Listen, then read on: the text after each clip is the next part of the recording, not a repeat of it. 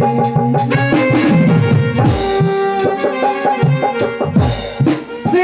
हरि के ये चरणों में सहारे ही सहारे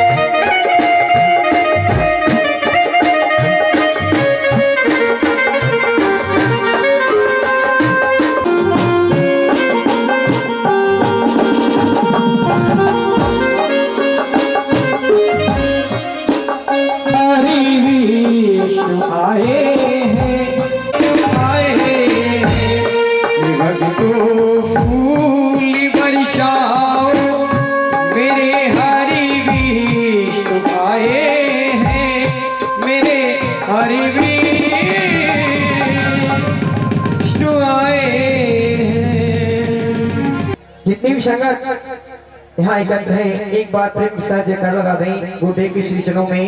हम कह देंगे सच्ची दरबार की। ओम विष्णु हरे घटगढ़वासी नारायण की। श्री विष्णु हरे भगवन मैं आया तेरे श्री विष्णु हरे भगवन मैं आया तेरे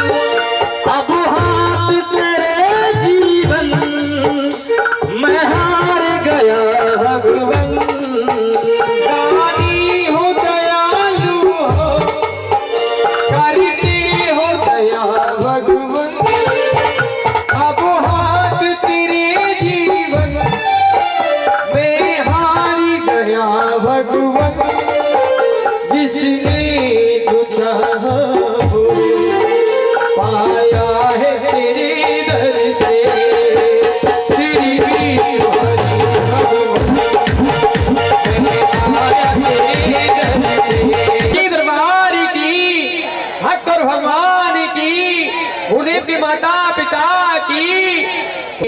बोलो सच्ची दरबार की। हक और भगवान की। गुरुदेव की माता पिता की। तो आई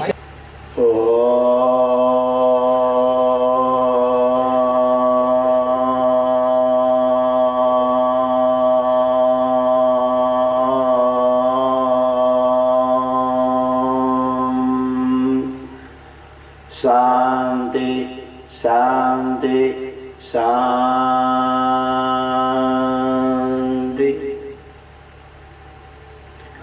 ओम मंगलम भगवान विष्णु मंगलम गरुड़ध्वजा मंगलम पुंडलीकाक्ष मंगलाय तनो हरि। शांति शांति शांति।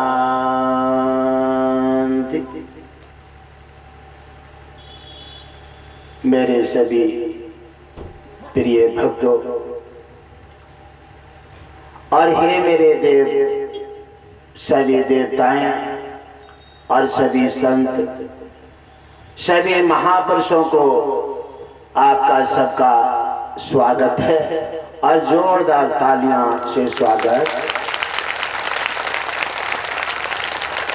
आइए मेरे वीर हनुमान, आपकी तो ध्वजा का दुनिया में वर्चस्व लहरा रहा है। क्यों? ऐसी क्या खासियत है आप में? आपसे बड़े बड़े धुरंधर वीर हुए, आपसे बड़े बड़े शक्तिशाली हुए, लेकिन आप में क्या पाया गया है? आपकी जो भक्ति की और आपका जो निश्चय है, इसने दुनिया के हृदयों में ऐसा वर्चस्व लहराया है। और जैसा तुम्हारे जैसा आस्थावान अगर भक्त बन जाता है तो उसका भी कल्याण होगा। आइए मेरे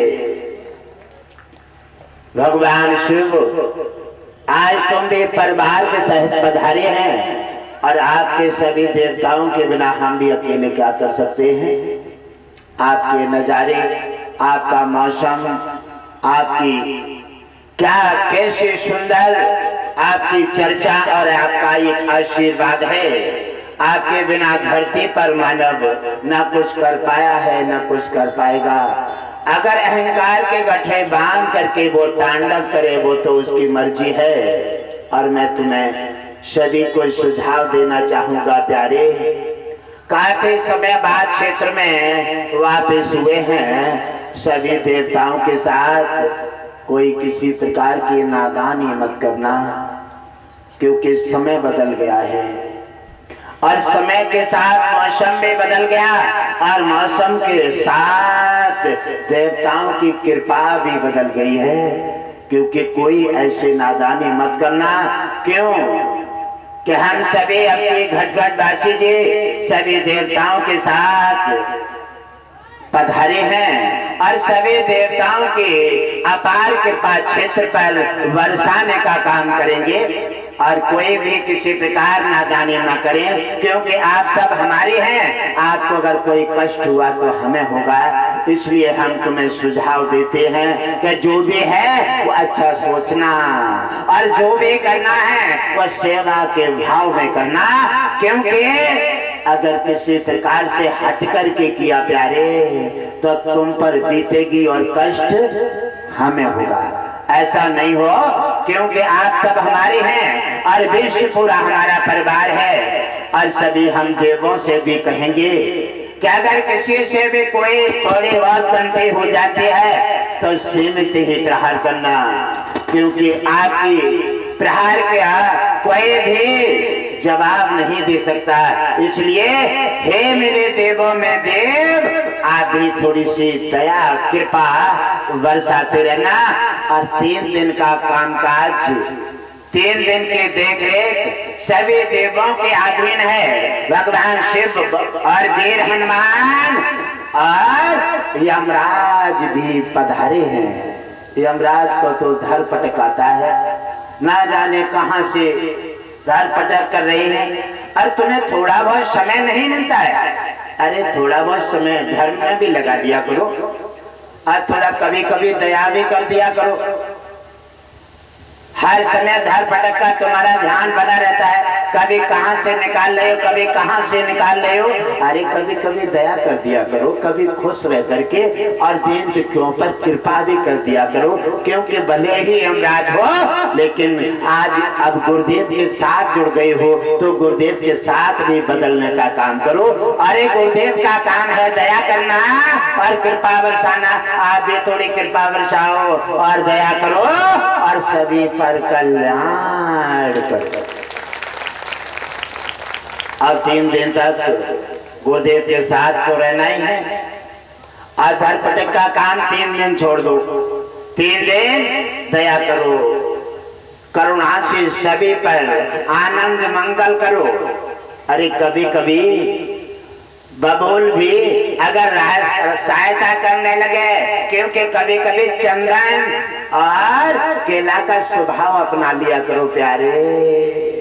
क्योंकि भक्त काय के लिए आए हैं? सत्संग के लिए। सत्संग का मतलब क्या है? सत्य का संग। और अगर सत्य का संग में अगर कहीं कोई किसी प्रकार का अच्छा मार्ग नहीं पकड़ा तो आने का कोई फायदा नहीं हुआ। अब क्या डर जाते हैं कि गर्मी है, क्या डर जाते हैं बादल है, क्या डर जाते हैं कि समस्या गड़बड़ लग रही है, अरे चलो इस सत्संग नहीं जाएंगे। अरे क्यों डर रहे हो? अरे जिस दिन समय आएगा ना, ता दिन घर में भीतर में से उठा लेगा, कोई नहीं बचेगा। इसलिए भगवान विष्णु पर भरोसा करके, गुरु का सहारा लेकर के, निडर होकर के और जंगल में भी अपना वर्चस्व जमा दो।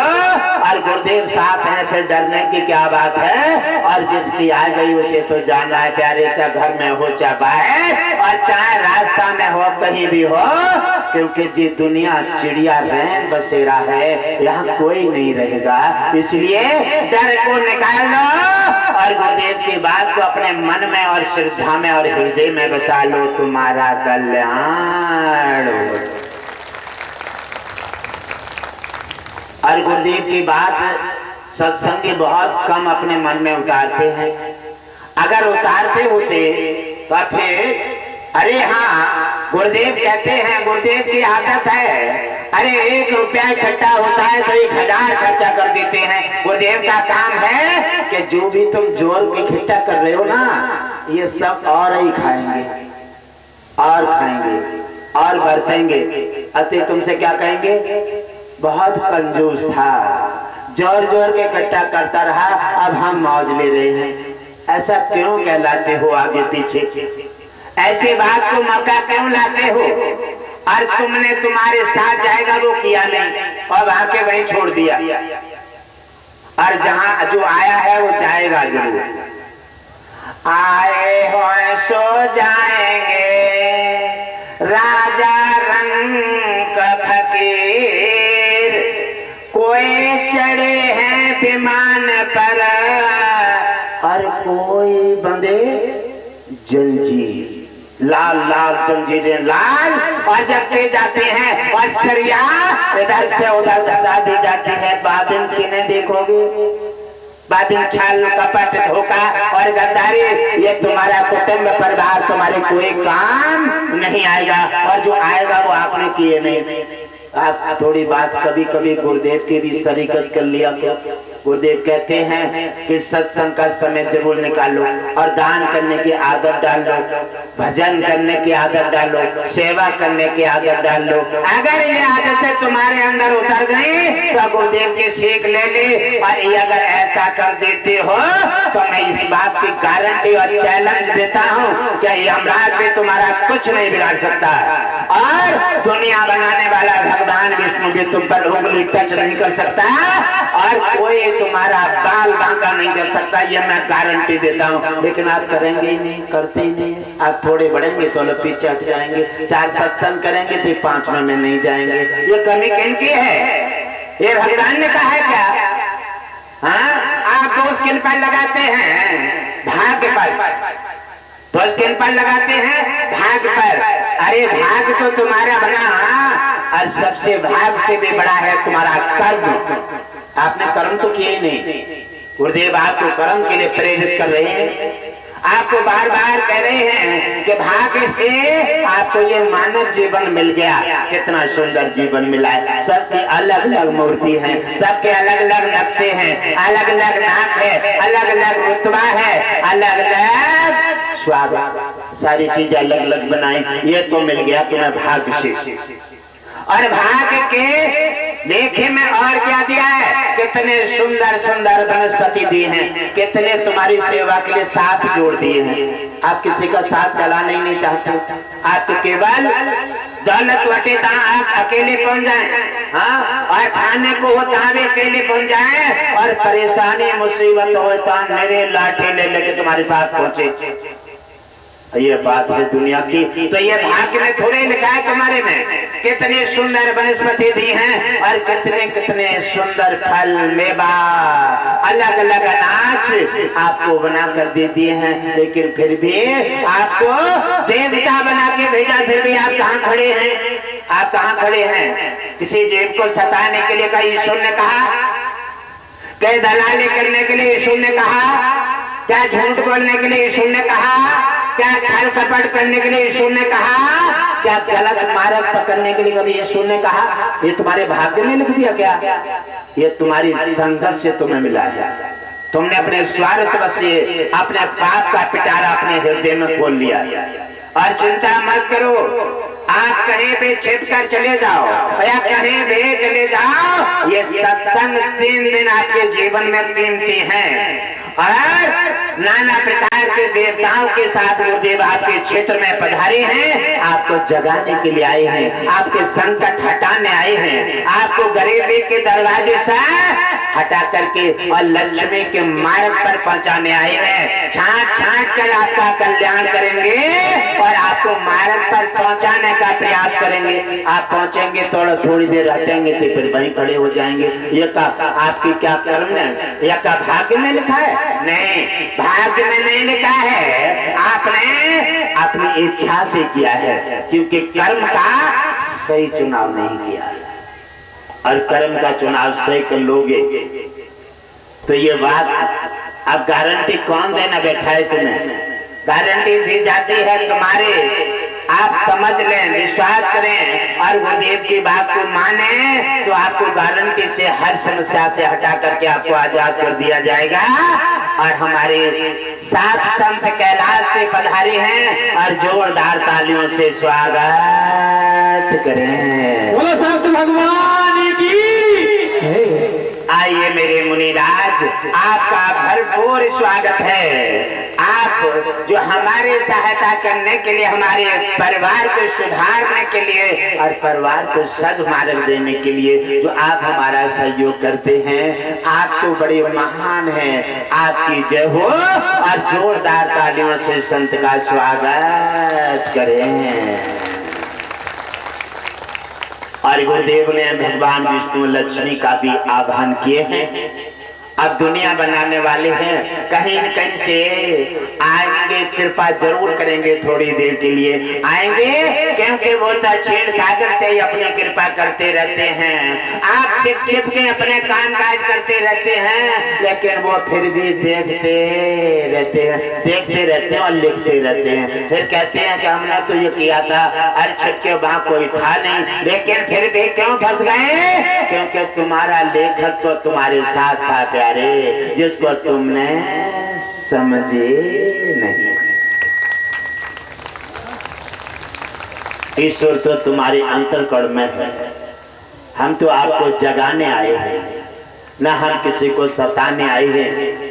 हम तो आपको जगाने आए हैं और अपने का परिचय देकर के फिर से आपको बुलाने आए हैं, क्योंकि आप जो मार्ग भटक गए हैं वो ठीक नहीं है और तुम्हारे जीवन में संकट के द्वार खोल रहा है।